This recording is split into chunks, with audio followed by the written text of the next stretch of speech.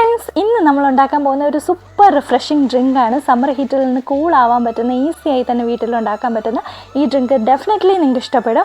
ആദ്യം ഒരു ബൗളിൽ 1 സ്പൂൺ ബേസിൽ സീഡ്സ് അഥവാ സബ്ജ സീഡ് എടുക്കണം.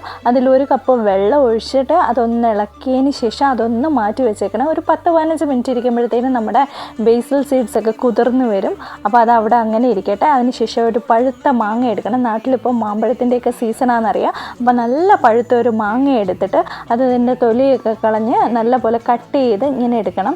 എന്നിട്ട് അതൊരു മിക്സിയുടെ ചെറിയ ജാറിനകത്ത് ഒരു തുള്ളി പോലും വെള്ളം ചേർക്കാതെ അടിച്ചെടുക്കണം. അതിൻ്റെ പൾപ്പാണ് വേണ്ടത്.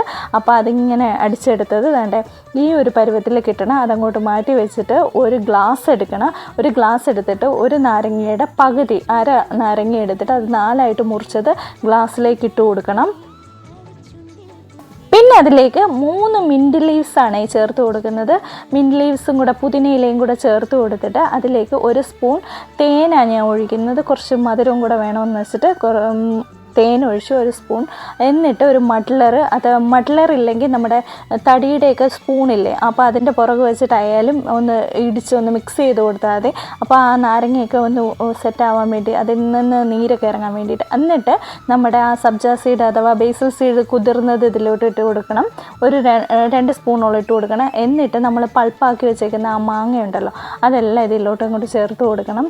ഞാൻ അത് അടിച്ചതും ഫുള്ള്, ഒരു മാങ്ങയുടെ പകുതിയല്ലേ എടുത്തത്, അത് ഫുള്ള് ഞാൻ ഇതിലോട്ട് ചേർത്ത് കൊടുക്കുന്നുണ്ട്. എന്നിട്ട് തണുത്ത വെള്ളം ആഡ് ചെയ്ത് കൊടുക്കണം. നിങ്ങൾക്ക് സോഡ വേണമെങ്കിൽ സോഡ ആഡ് ചെയ്യാം. വേണമെങ്കിൽ ഇതിൽ നമ്മുടെ ഐസ് ക്യൂബ് ഉണ്ടല്ലോ, ഐസ് ക്യൂബും ഇട്ട് കൊടുക്കുക. എനിക്കിവിടെ തൊണ്ടവേദനയൊക്കെ ആയിട്ട് ഐസ് ക്യൂബ് ഞാൻ ഇട്ട് കൊടുക്കുന്നില്ല. ഇത്രയും ഒരു തണുപ്പ് മാത്രം മതി, ഫ്രിഡ്ജിൽ നിന്നുള്ള വെള്ളത്തിൻ്റെ തണുപ്പ് മാത്രം മതി. എന്നിട്ട് ഇത് ഗാർണിഷ് ചെയ്യാനായിട്ട് അതിൻ്റെ മുകളിലായിട്ട് കുറച്ച് നമ്മുടെ നേരത്തെ ബേസിൽ സീഡ് കുറച്ച് ഇട്ട് കൊടുക്കണം.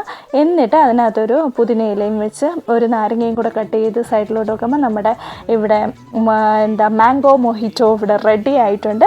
എല്ലാവർക്കും ഇഷ്ടപ്പെട്ടെങ്കിൽ ലൈക്ക് ചെയ്യണം, കമൻറ്റ് ചെയ്യണം. എല്ലാവരും ട്രൈ ചെയ്ത് നോക്കണം. എല്ലാവർക്കും ഇഷ്ടപ്പെടുന്ന ഒരു ഡ്രിങ്കാണ്. അപ്പോൾ ഇത്രയേ ഉള്ളൂ. ബൈ.